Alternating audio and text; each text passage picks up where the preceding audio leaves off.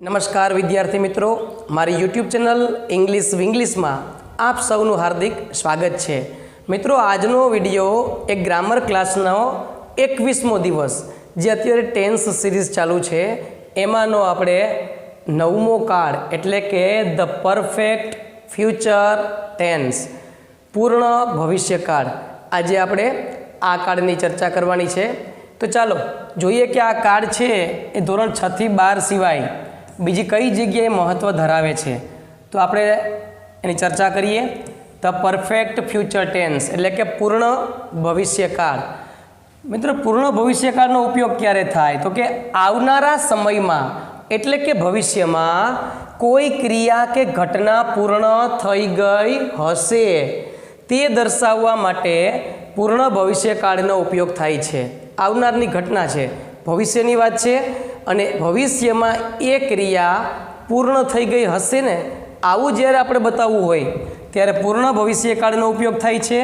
હવે આ કાળને દર્શાવવા માટે અમુક સમયદર્શક શબ્દો હોય છે, જેમ કે within next month, within next year, within next week, by tomorrow, by the next month.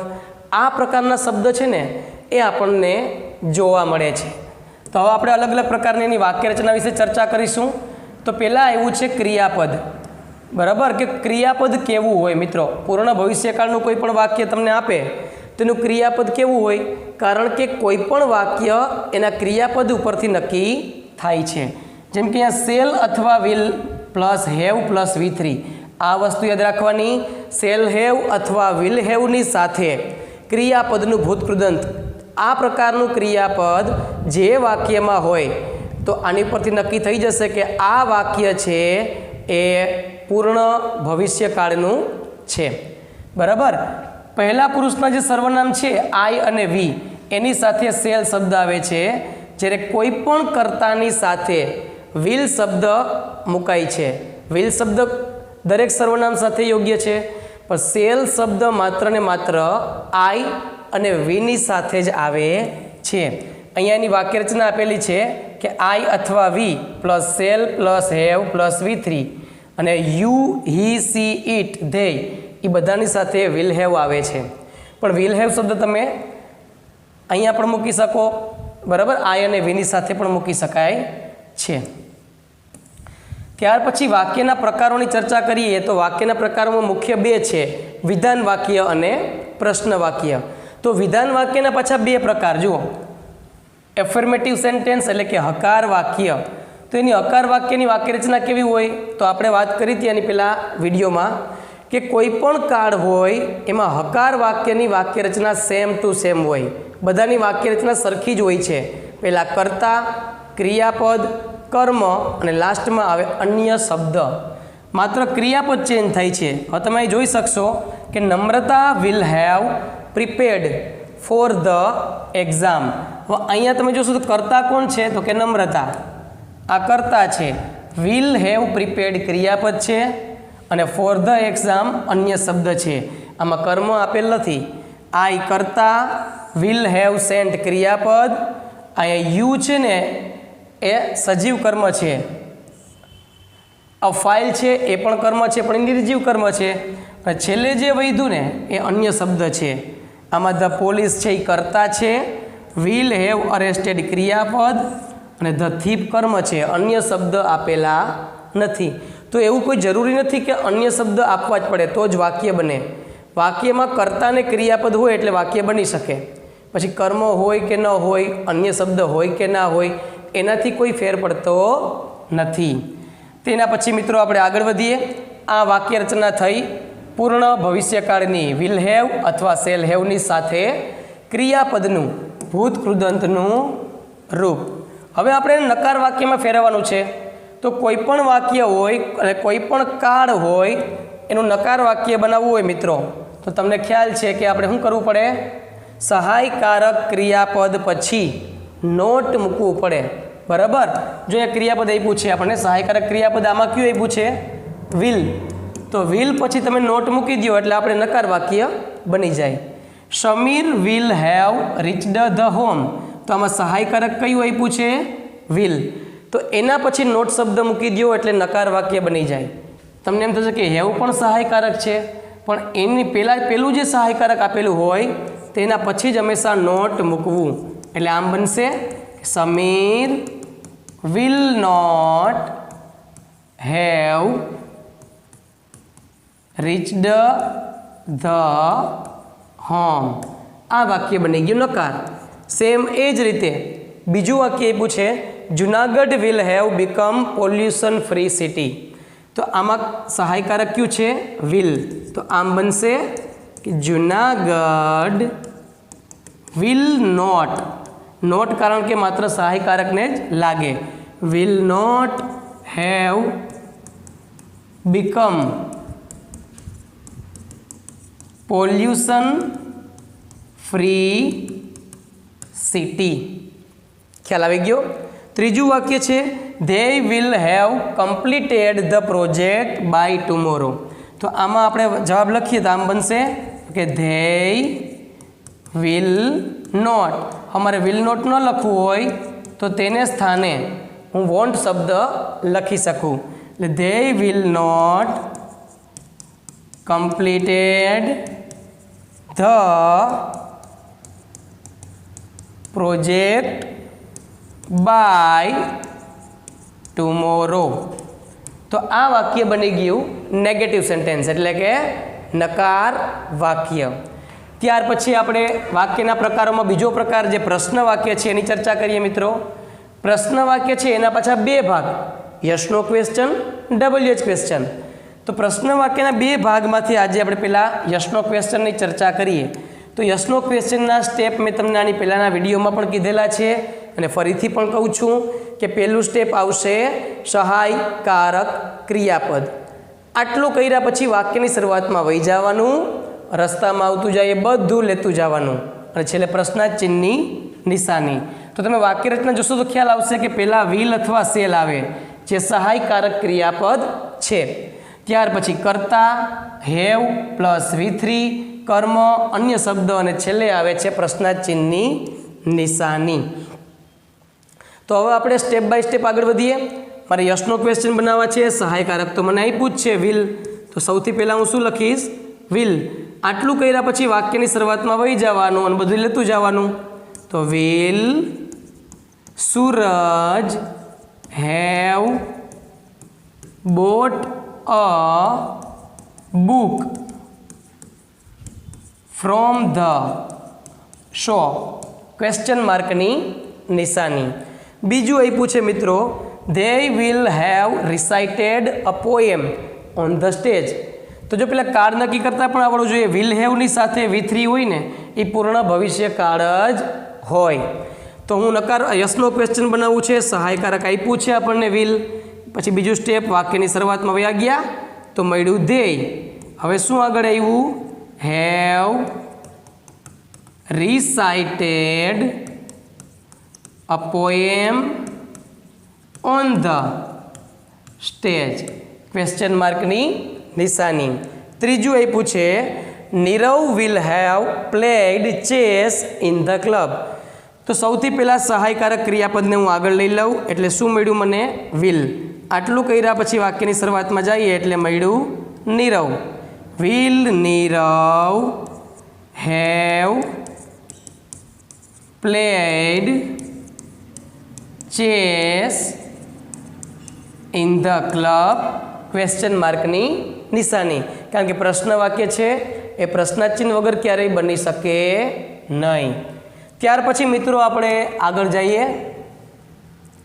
હવે શીખવાનું છે આપણે WH ક્વેશ્ચન. એમાં આપણે પહેલાં સૌથી પહેલાં શું શીખશું? આપણે વુ વડે.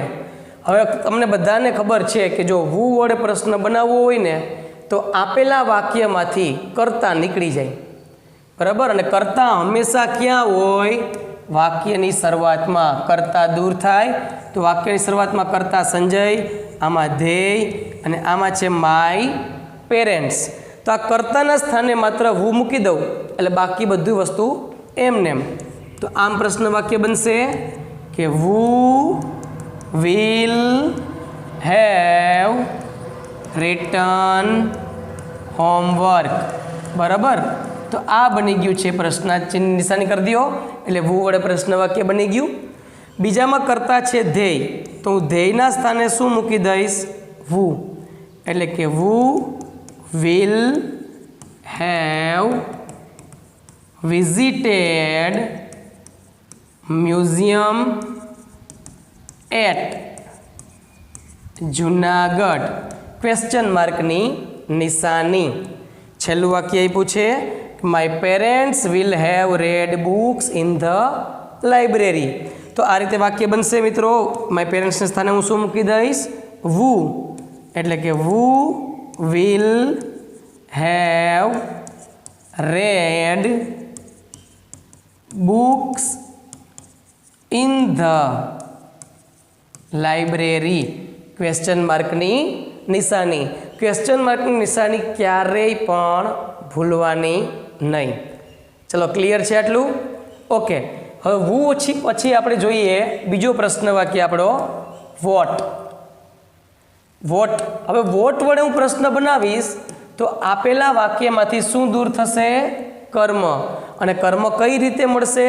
તો કે ક્રિયાપદને શું વડે પ્રશ્ન પૂછવાથી કર્મ મળે છે. ચાલો તો હવે આપણે કર્મ ગોતીએ પહેલાં, કારણ કે જેને દૂર કરવું છે પહેલાં ગોતવો પડે. અને ક્રિયાપદ મુખ્ય છે ઈટ, ખાવું. શું ખાવું? તો કે લંચ. જવાબ મળ્યો, એ દૂર થશે. હવે કેના વડે પ્રશ્ન બનાવવો છે મિત્રો મારે? તો કે વોટ વડે. તો પહેલાં સૌથી પહેલાં હું વોટ લખી નાખીશ. બીજું સ્ટેપ સહાયકારક ક્રિયાપદ. તો કયું છે આપણી પાસે? વિલ. આટલું કર્યા પછી વાક્યની શરૂઆતમાં વહી જવાનું, એટલે કે સી. પછી જે રસ્તામાં આવે લેતા જઈએ હેવ. ત્યાર પછી મળ્યું મને ઇટન. ઇટન પછી તમને ખબર છે કે લંચ આવે પણ એ તો નીકળી જાય, એટલે ઇન ધ કિચન ક્વેશ્ચન માર્કની નિશાની. બીજું જોઈએ they will have finished the game. તો આપણે જોઈએ પ્રશ્ન પહેલાં કેના વડે બનાવવો છે મારે? વોટ વડે. એટલે મેં વોટ લખ્યું. બીજું સ્ટેપ પહેલાં શું દૂર કરવું એ તો ભૂલી ગયા આપણે. ચાલો ફિનિશ એટલે પૂરું કરવું. શું પૂરું કરવું? ગેમ. એ નીકળી જશે. વોટ પછી બીજું સ્ટેપ આવે સહાયકારક ક્રિયાપદ. આટલું કર્યા પછી હું વાક્યની શરૂઆતમાં વહી જાઉં એટલે શું આવશે? ધ્યેય. પછી આગળ વધતા જ જઈએ, રસ્તામાં આવતું જાય લેતું જ જવાનું, અને છેલ્લે પ્રશ્નાર્થ ચિહ્નની નિશાની. ક્લિયર? છેલ્લું વાક્ય આપ્યું છે Kishan will have declared the result. Declare એટલે જાહેર કરવું. શું જાહેર કરવું? તો જવાબ મળશે ધ રિઝલ્ટ. એટલે એ આપણું કર્મ છે જે દૂર થાય. કેના વડે પ્રશ્ન બનાવવો છે? વોટ વડે. એટલે મેં વોટ લખ્યું. બીજું સ્ટેપ સહાયકારક ક્રિયાપદ. પછી વાક્યની શરૂઆતમાં વહી જાઉં. ચાલો વયા ગયા. શું મળ્યું મને? કિશન. પછી આગળ વધતા જઈએ એટલે રસ્તામાં આવ્યું હેવ. તેના પછી આવે ડિક્લેર્ડ. કંઈ વધ્યું જ નથી તો પ્રશ્નાર્થ ચિહ્ન મૂકી દો. આ થઈ ગયું વોટ વડે પ્રશ્ન વાક્ય. ચાલો ક્લિયર છે? ઓકે. તો હવે આપણે જોઈએ છીએ વોટ પછી ત્રીજું WH વર્ડ વેર. વેરનો અર્થ થાય છે ક્યાં. બરાબર? એટલે વેર વડે પ્રશ્ન બનાવવો એટલે સ્થળ દર્શક શબ્દ છે એ દૂર થાય. કેવી રીતે મળશે?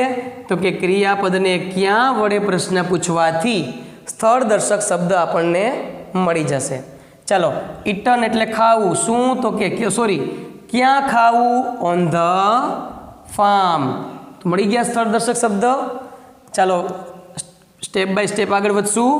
વેર વડે પ્રશ્ન બનાવવો છે એટલે પહેલાં હું વેર લખી નાખું. બીજું સ્ટેપ સહાયકારક ક્રિયાપદ કયું આપ્યું આપણને? વિલ. વાક્યની શરૂઆતમાં વયો ગયો હું. શું મળ્યું મને? Chris.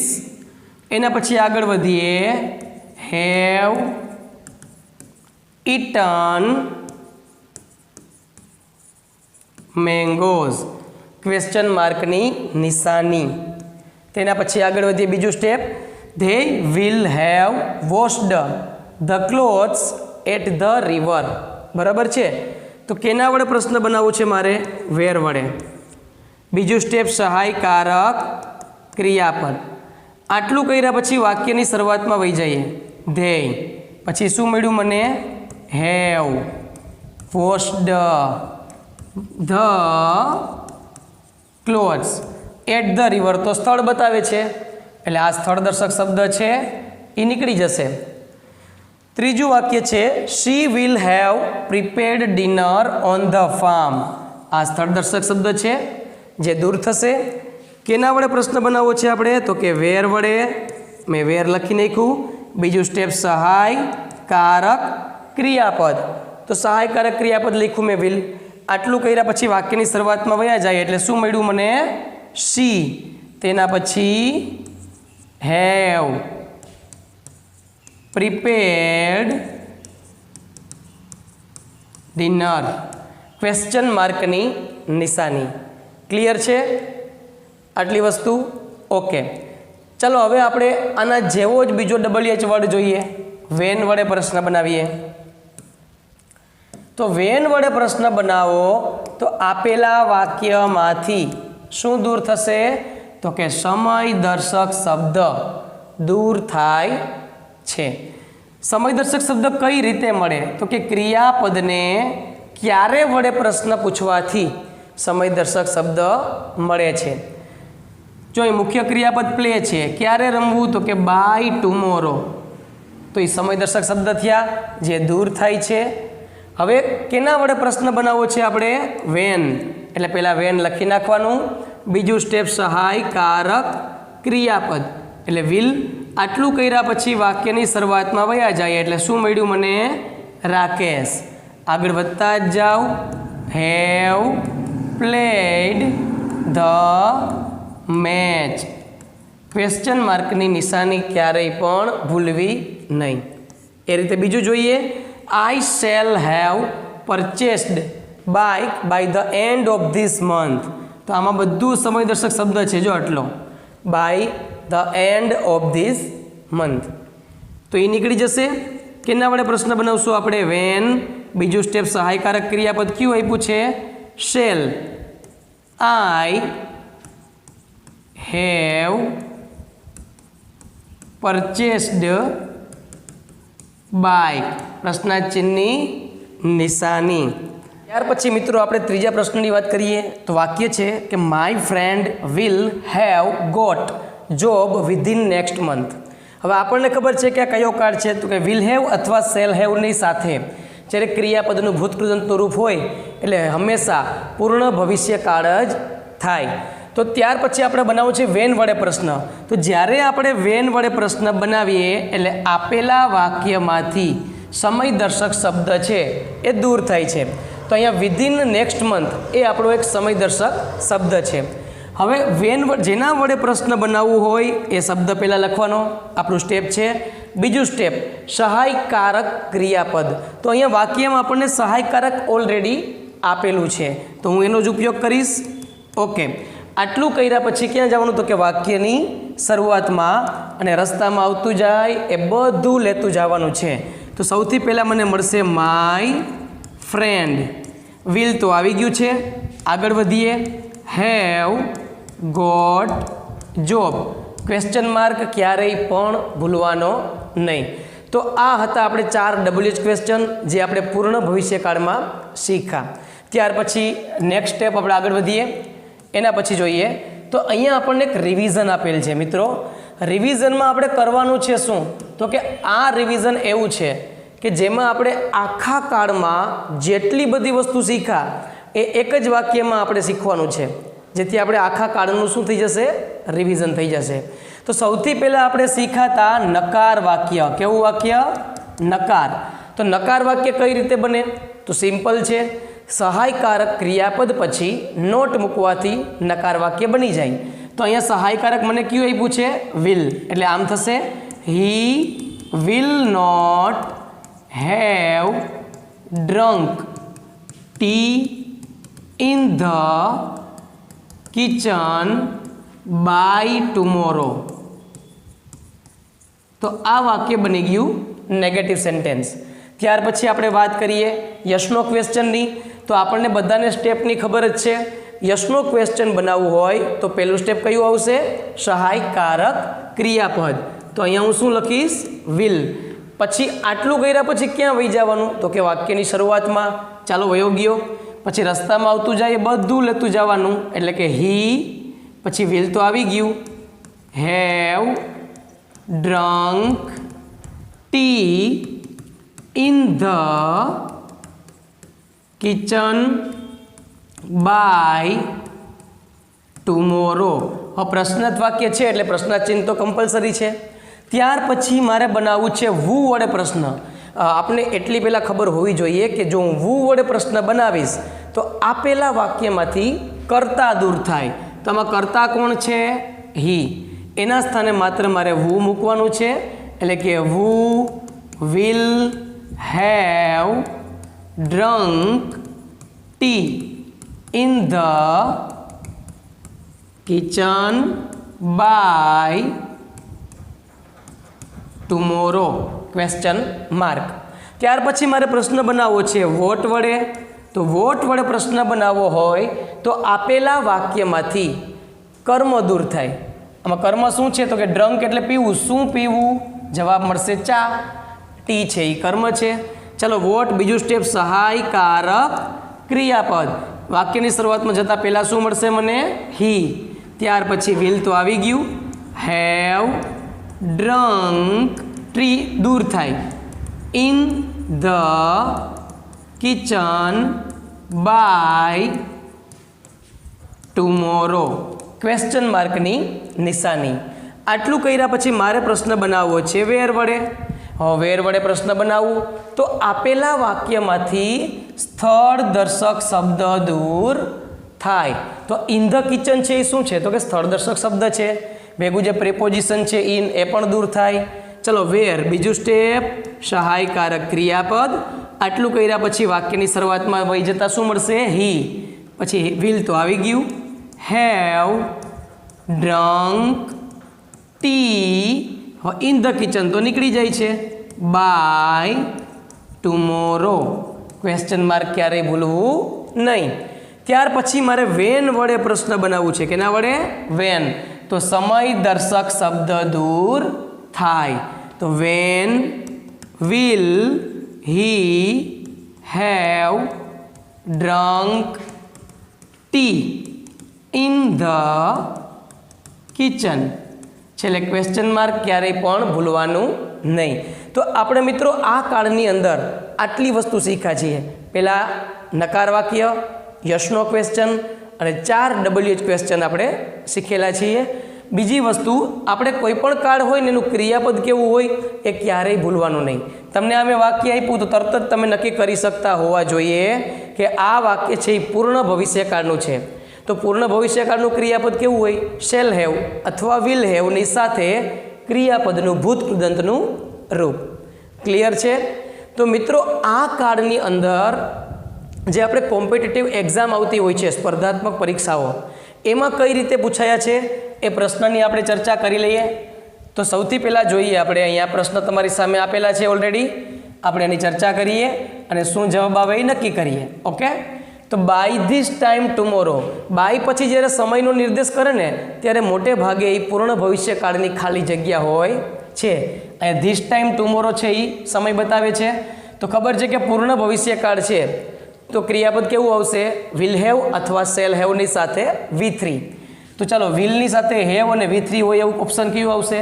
C. The corporate legal team ખાલી જગ્યા the contract reviews before the deadline. જો બિફોર પછી સમય બતાવ્યો છે આપણને, એ પણ પૂર્ણ ભવિષ્યકાળનો નિર્દેશ કરે છે. તો વિલ હેવ ક્યાં છે? અહીંયા વિલ હેવ કમ્પ્લીટેડ. આ આપણો જવાબ થશે. એનડીએની એક્ઝામમાં પૂછાયેલો પ્રશ્ન છે. એનડીએ એટલે ડિફેન્સની એક્ઝામ આવે, નેશનલ ડિફેન્સ એકેડમી, બરાબર? તો એમાં જો બાય નેક્સ્ટ યર, બાય પછી સમય બતાવ્યો છે તમને, તો કે હા. તો ચાલો પૂર્ણ ભવિષ્યકાળનું ક્રિયાપદ કેવું આવશે? Option B, will have concluded. પછી આરઆરબી એક્ઝામ એટલે કે રેલવે રિઝર્વ, બરાબર? એની બોર્ડ, એની એક્ઝામ આવે છે રેલવેની. ધ રેલવે બોર્ડ ખાલી જગ્યા the track electrification by December. કેવા ડિસેમ્બર? By December. સમય આવ્યો છે બાય પછી, પૂર્ણ ભવિષ્યકાળ બતાવે એટલે કે વિલ હેવ ફાઇનલાઇઝડ. ત્યાર પછી 5મા નંબરનો ક્વેશ્ચન જોઈએ મિત્રો આપણે. પાંચમો પ્રશ્ન આપ્યો છે આઈ ખાલી જગ્યા my banking specialisation syllabus before the exam start. Before પછી સમય આપ્યો છે એટલે પૂર્ણ ભવિષ્યકાળ થયો. ઓપ્શન એ આવશે, વિલ હેવ રિવાઇઝડ. યુપીપીએસસીની એક્ઝામની વાત કરીએ. ધ એડમિનિસ્ટ્રેટિવ કમિટી ખાલી જગ્યા the rural report by next Monday. By પછી સમય આપ્યો છે તો કે હા પૂર્ણ ભવિષ્યકાળ મૂકો, will have submitted. By the time જો સમય આવ્યો છે, બાય ધ ટાઈમ, બાય પછી સમય આવ્યો, પૂર્ણ ભવિષ્યકાળ હોય, will have done. The technical squad ખાલી જગ્યા the fighter jet maintenance before down. Down એટલે સવાર, તો બિફોર પછી સમય આપ્યો છે. બિફોર પછી સમય આવે તો જરાય હોશિયારી કર્યા વગર પૂર્ણ ભવિષ્યકાળની જવાબ મૂકી દેવાનો. એટલે શું આવશે? Option C, will have completed. ત્યાર પછી આપણે નવમી ખાલી જગ્યા જોઈએ. સીડીએસની એક્ઝામની વાત કરીએ છીએ. નવમી ખાલી જગ્યામાં બાય નેક્સ્ટ મંથ. બાય પછી સમય આપ્યો છે તો કંઈ વિચારવાનું નહીં અને આજુબાજુ જોવાનું નહીં, સીધું પૂર્ણ ભવિષ્યકાળનું ક્રિયાપદ લખી નાખવાનું, વિલ હેવ શાઇન. ચલો, ધ સોફ્ટવેર ડેવલપર્સ ખાલી જગ્યા ધ બેટા version before the weekend. Before પછી સમય આપ્યો છે વીકેન્ડ એટલે કે રવિવાર, બરાબર. તો આપણે પૂર્ણ ભવિષ્યકાળનું ખાલી જગ્યા ગોતીએ, વિલ હેવ લોન્ચડ. એલઆઈસીની એક્ઝામની વાત કરીએ. By the end of this fiscal year. By પછી સમય આપ્યો છે તો પૂર્ણ ભવિષ્યકાળ ગોતો. ચાલો, વિલ હેવ એચીવડ. પછી આરબીઆઈની એક્ઝામની વાત કરીએ. ધ સેન્ટ્રલ બેન્કિંગ ઓથોરિટી ખાલી જગ્યા the monetary policy by Friday. By પછી સમય આપ્યો છે તો કે હા લખો પૂર્ણ ભવિષ્યકાળ, વિલ હેવ મોડિફાઈડ. તેના પછી 13 નંબરની ખાલી જગ્યા જોઈએ આપણે. ઓકે, 13મા નંબરમાં આપ્યું છે આપણને ધ ટ્રાન્સક્રિપ્શનિસ્ટ ખાલી જગ્યા the entire dictation before the court adjourn. તો બિફોર પછી સમય આપ્યો છે, જુઓ બરાબર. કોર્ટ એડજર્ન એટલે કે કોર્ટનું કાર્યવાહી પૂરી થાય પછી, તો એક સમય થયો તો પૂર્ણ ભવિષ્યકાળ, વિલ હેવ ટાઈપ્ડ. બીપીએસસીની એક્ઝામ છે મિત્રો 14મું. ધ પ્લાનિંગ કમિશન ખાલી જગ્યા the state development budget by next week. By પછી સમય આપ્યો છે, પૂર્ણ ભવિષ્યકાળ ગોતી કાઢો તો કે બી, વિલ હેવ એલોકેટેડ. પછી સીટેટની એક્ઝામ છે. By the time school reopens. By પછી સમય આપ્યો, ઓકે પૂર્ણ ભવિષ્યકાળ છે. ચાલો, વિલ હેવ પ્રિપેર્ડ. એસએસસી સીપીઓની એક્ઝામ વાત કરીએ. ધ સિક્યુરિટી ડિટેલ્સ ખાલી જગ્યા the venue surveillance prior to the VIP arrival. બરાબર. હવે આ મિત્રો આ ખાલી જગ્યા એવી છે કે જેમાં તમે બહુ નક્કી ન કરી શકો, બરાબર. પણ આપણે પૂર્ણ ભવિષ્યકાળની વાત કરીએ છીએ એટલે વિલ હેવ એસ્ટાબ્લિશ્ડ. આ પ્રકારની ખાલી જગ્યા પૂછાવાની શક્યતા બહુ ઓછી છે. એવું તમને ખાલી જગ્યા પૂછાશે કે જેમાં તમે કંઈક અંદાજો કરી શકો કે આ આવે. 17મી વાત કરીએ મિત્રો. 17મી ખાલી જગ્યા ધ ટેકનિકલ આર્કિટેક્ટ ખાલી જગ્યા the server migration before business hours. આ શું થયું તો કે સમય થયો તો પૂર્ણ ભવિષ્યકાળની વાત કરીએ, વિલ હેવ એક્ઝિક્યુટેડ. એસએસસી જીડીની એક્ઝામની વાત કરીએ. By tomorrow noon. બાય પછી સમય બતાવ્યો છે તો વિલ હેવ માર્ચડ. ત્યાર પછી 19મો પ્રશ્ન જોઈએ. ધ સ્ટુડન્ટ કાઉન્સિલ ખાલી જગ્યા all event guidelines before the principal ask. Before પછી સમય આપ્યો છે એટલે વિલ હેવ ડિસ્ટ્રીબ્યુટેડ આવશે. ડીએસએસએસબીની એક્ઝામની વાત કરીએ. ધ મ્યુનિસિપલ ડિપાર્ટમેન્ટ ખાલી જગ્યા the sewage restoration work before the monsoon. Before પછી સમય આપ્યો છે, પૂર્ણ ભવિષ્યકાળ એટલે ઓપ્શન આવશે વિલ હેવ કમ્પ્લીટેડ. તો મિત્રો આ બધા વાક્યો ખાલી જગ્યા એવી હતી જે કોઈને કોઈ પરીક્ષામાં પૂછાયેલા પ્રશ્ન છે. આની ઉપરથી એવું લાગે છે કે આ કાર્ડ આપણા માટે કેટલો અગત્યનો છે. તો મિત્રો મને આશા છે કે પૂર્ણ ભવિષ્યકાળમાં ભવિષ્યમાં પણ તમને કોઈ ચિંતા નહીં રહે. આ વિડીયો જોયા પછી તમને એવું લાગશે કે ભાઈ આ કાર્ડ તો બહુ જ સિમ્પલ છે. તો મિત્રો જો આ વિડીયો ગમ્યો હોય તો એને લાઈક કરજો, તમારા તમામ ગ્રુપમાં એને ખાસ શેર કરજો અને સબસ્ક્રાઈબ કરજો. અસ્તુ. જય હિન્દ, જય ભારત.